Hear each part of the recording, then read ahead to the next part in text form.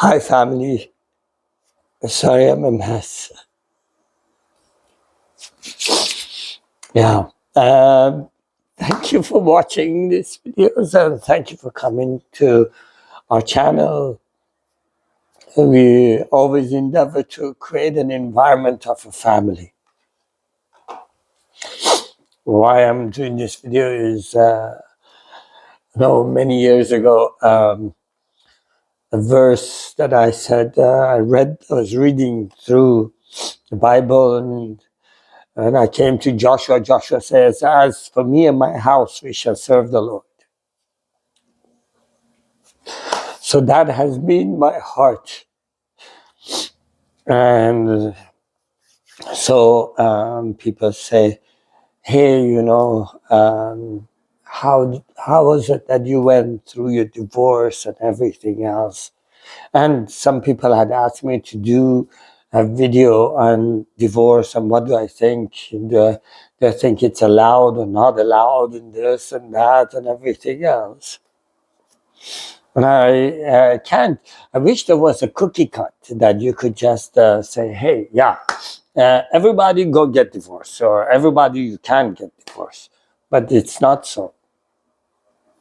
So, as always, I want to share with you what I understand and what my position is. I come from a church. I grew up. My first church that I went to was Assemblies of God. So, if you drank alcohol, you was not sure if you were saved or not. That is strict.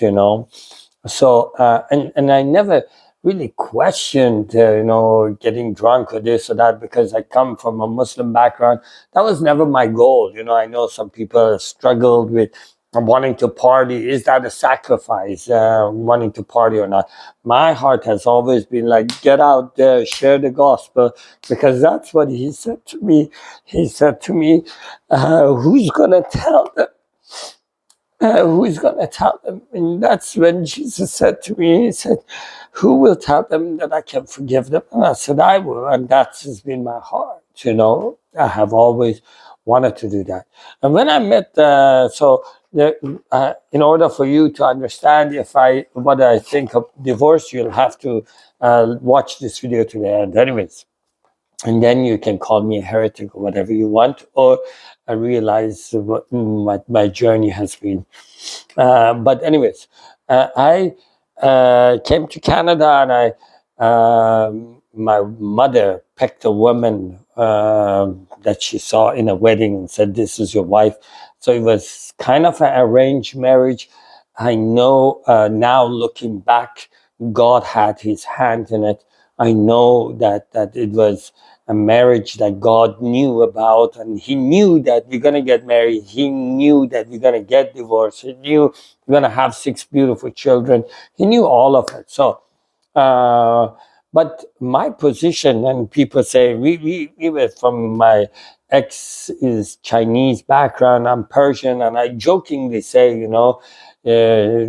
putting an ex-communist and an ex-terrorist under the same roof is not the wisdom, China and Iran, the kingdom of Persia and China, was always separated by a great big wall. We tried to bring it down, it didn't work. So all that jokes apart, and they don't sound very funny because something great happened just now, and I want to share that with you about what happened with my son. But when I met my ex, that time, I said to her before getting married, I said, "Look, God has called me. I want to go. I want to share the gospel. I'll probably end up in a poor country. I don't know how long I'll live, this, that. But this is what I'm called to." And she said, "Yeah, I'll go with you." And then, of course, and I'm sure she probably intended to go, but she had never been outside of Canada. She didn't know what that entails. She didn't know how crazy Middle East and Eastern countries look like. Anyways, when she came, she was like, "No, I can't do this." So, anyways, both of us tried very hard to work it out for 25 years. So it didn't work out. We separated and got divorced and everything else. It was a messy divorce. It was a long process. It wasn't like, oh yeah, happy, happy, happy. It was actually a long time of troubles and arguments and everything else that had times, short times of peace or even sometimes happiness in there, And so, anyways, we got the, and my belief was why we stayed in the marriage was because God hates divorce, and because of the teaching that I had in the Bible from a perspective of Pentecostal church or whatever, was like divorce is not allowed, and most of the churches, divorce is not allowed. God hates divorce. And so that's what I did. But at some point it just broke down, and I want to share with you what I recognize. I found out as I came to a decision to allow this divorce to go through. And part of that is this, that first and foremost, God said, basically gave the laws, and God gave the law of divorce also. He said how a divorce should happen. So no one had talked about it and everything. It was God who actually said, hey, when you want to get divorced, this is how it should be, da da da da. And Jesus elaborates on that even more and says, hey, divorce should happen in the case of adultery or unfaithfulness. And we know the word adultery and unfaithfulness does not only include, or basically, it's not only attached to the act of having sexual intercourse with another individual, but actually it's much broader than that. And in fact, if it was adultery by then Jesus says, if you think of somebody have committed adultery, then it becomes really easy to get divorced. So it's the contradictions in there.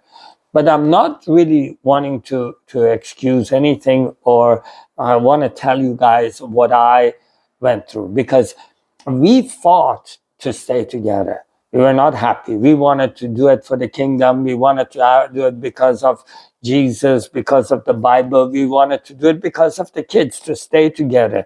And at some point, it wasn't a blessing to the kingdom, because as we were together, nobody would say, hey, you guys have such a messy marriage, you can qualify to do, or even have the peace of mind, or have the position, spiritually, emotionally, be ready to have a cup to give to somebody, to minister to somebody. So it wasn't helping the kingdom. It wasn't helping the kids. I tell you, my children would openly say, look, we would never want to get married. We have seen what marriage is all about. So all of that, it wasn't blessing anybody. It wasn't blessing her. It wasn't blessing me. Nobody was happy. Nobody is being blessed by this. And marriage is meant to bless. That is somebody every Christian agrees on.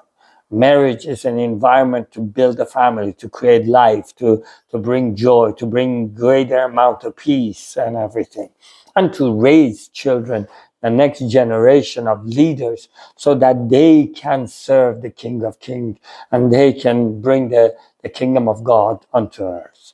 That's what it was about. And we weren't doing that. So at some point, we went our separate ways. But the verse that was on my life was still something that I had said to God, as for me and my house, we want to serve you. And I realized through that journey that the Bible says God hates divorce. And I don't believe that God suddenly loves divorce. No, God still hates divorce. And I got to tell you, as someone that has gone through a messy divorce with lawyers and this and that, I mean, I didn't have any. I just showed up with people saying things against you, people turning against you, all the pastors and leaders that I knew, like, oh my goodness, now Afshin has got the leprosy of of divorce, you know. So now I have to, anytime anybody calls me and says, hey, would you speak in our church? I send them out and I say, go check out Google, because I know if they are only attracted to me because of what they have seen or what I've heard about my testimony of Jesus appearing to me, and this is only emotional, by the time they read Google, they will forget about me. But if they still persist, it's not anymore their own desire, but God has put something on their heart. So uh, divorce is nothing God rejoices in, because God knows. Oh, he has seen. He knew this before, and he has seen what divorce does to people. How people turn against each other, how pain and hurt comes out, how it hurts so many, because it's not only two people that get hurt, but their families, their children, the society, the community, everybody is affected by divorce. Divorce is nothing that I recommend. That should be a first step to solving a problem. No, it isn't. But it is a last step that God allowed in his word, because he knew that in the end, as a father, sometimes his children are better off not being under the same roof or under the covenant with him. And in fact, this is one of the reasons in Jeremiah, he says to Israel, when he sees Israel has no intention of being his bride, no intention of being a faithful wife to him, he just releases them and he says, I divorce you, Israel. Not because God celebrated, and in fact, God hated that moment, but it was something that is necessary. So divorce is not celebrated, but it is sometimes necessary. And when people ask me, hey, I have problems, this, that, I said, I can't tell you because I don't know you. I don't walk with you. You need to have to walk with the pastors and leaders and people that love you and love your spouse, and they know you and they know your situation, so they can help you through. And the divorce should be always the last resort, not the first one. That is what my belief is. But I got to tell you, divorce is also a gift. Gift to those who can't get along, those who keep hurting each other and creating an environment that actually causes more pain than blessing, causes more hurt, and actually it brings hurt to the next generation, and it sometimes hurts to the church and everybody else. So it was as a result of this knowledge that God allowed divorce, so that actually there would be some separation, so that actually a life, a measure of joy and life can return to each of those individuals.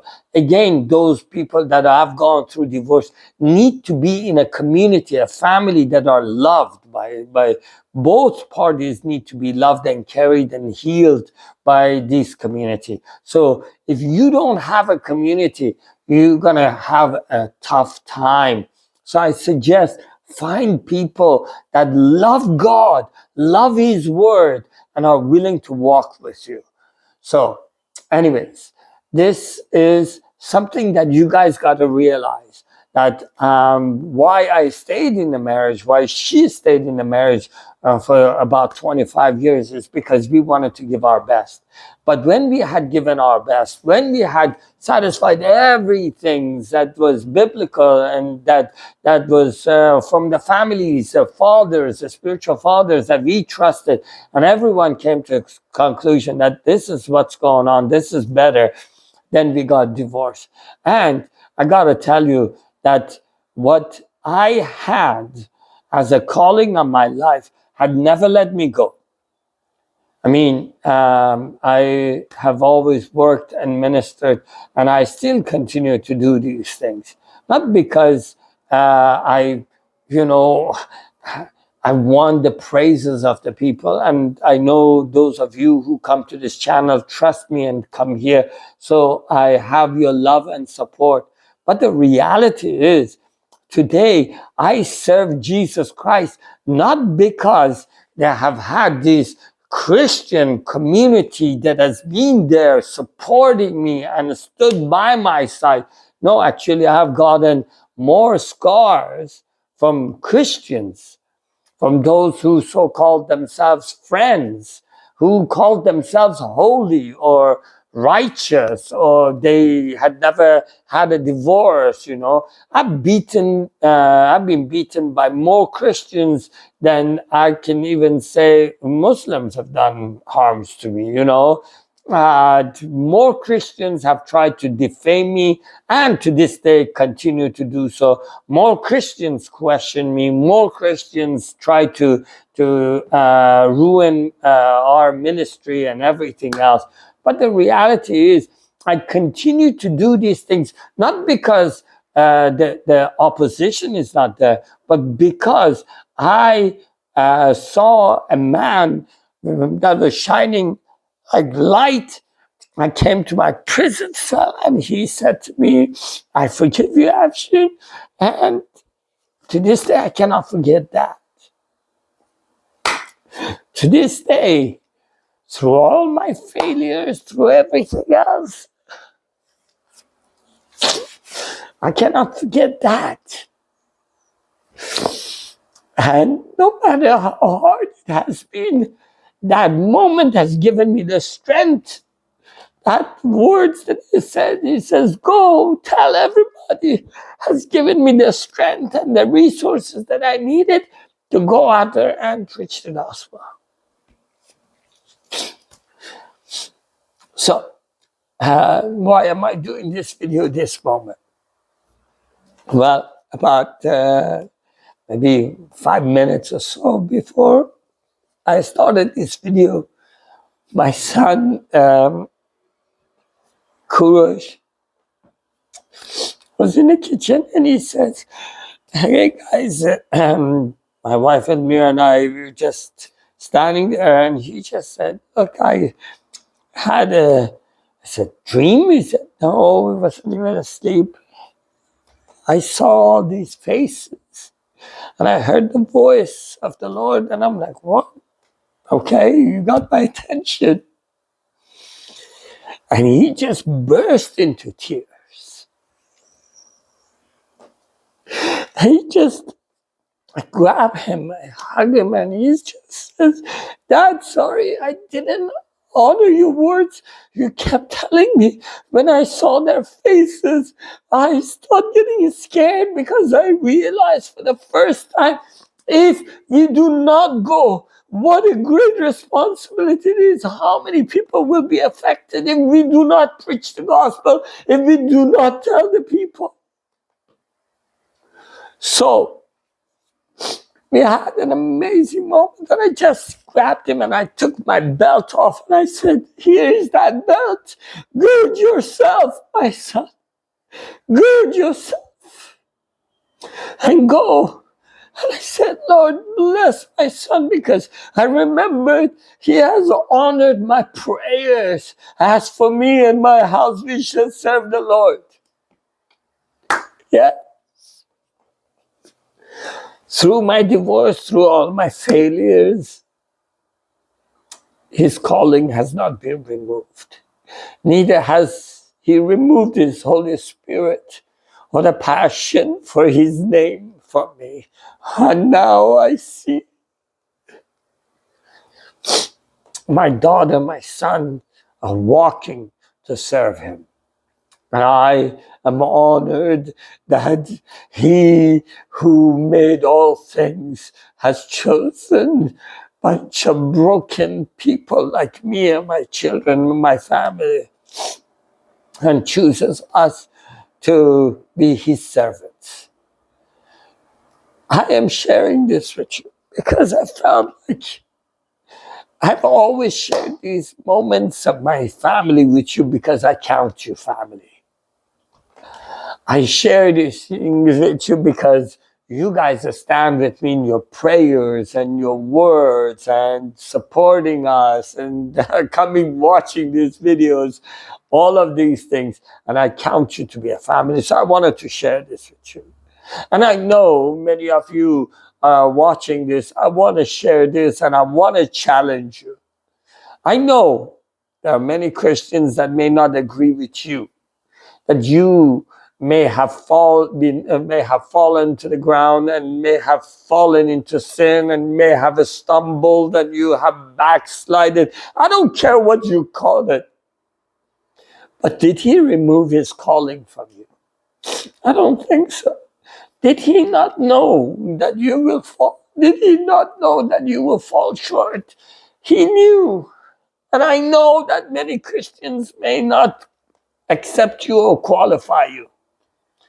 But God, through the blood of his son, Jesus Christ, has qualified you to talk about the mercy he showed you. Maybe you can't talk about great, mighty things. I don't care. Talk about what God has done for you. You're qualified. You are qualified. Nobody can remove that. The calling of God has never been removed. Don't allow Satan to deceive you. I want to challenge you, family. Would you get out there and realize the same thing Kurush said? There are faces out there that need to hear your life story. There are faces out there that need to know how God was merciful to you, forgave you, loved you, stood by you, and He's never going to give up on you. God wants you to tell them about what He did for you. And if people disqualify you, that's their issue. Don't give your energy trying to prove yourself worthy to them. I promise you, there are people out there that no matter what you do, even if you see they see Jesus Christ come down from heaven and talk to you and anoint you and put hand on you or whatever, they will still disqualify you. They will never be satisfied. Don't give your time to that. Your time is holy, set apart to serve the King of Kings, mighty God, the Son of God, Jesus Christ, the Lamb who died, who was slain, so that everyone who believe in Him would know Him, would bow his knee and confess that He has done this, would get saved and have an eternal life. That's what you have been set apart for. No one can take that away from you, because that is the love of God. And no life, no death, no angels or human being, nothing can separate you from that love. I love you guys. God bless you. And I want to pray like I prayed for my son. A generation of blessing. That for you and your house, you will serve the Lord. That you will see your children come out of brokenness, like my children, out of a broken marriage, but still God's grace would heal them and would see them walk into their calling. I want to see that happen for you. And I bless you. And I say this, God is faithful. He has started a good work and He will finish it. Love you guys. Thank you again. Share as you feel. And thank you for all of your support. Those of you who become members and everything else, which I don't know. Those of you who have been saying, hey, they got the website going again. So the ones that donate to us. And yes, please pray for me. I'm going to head to Asia. I will make another video and tell you guys what has been happening. Blessings.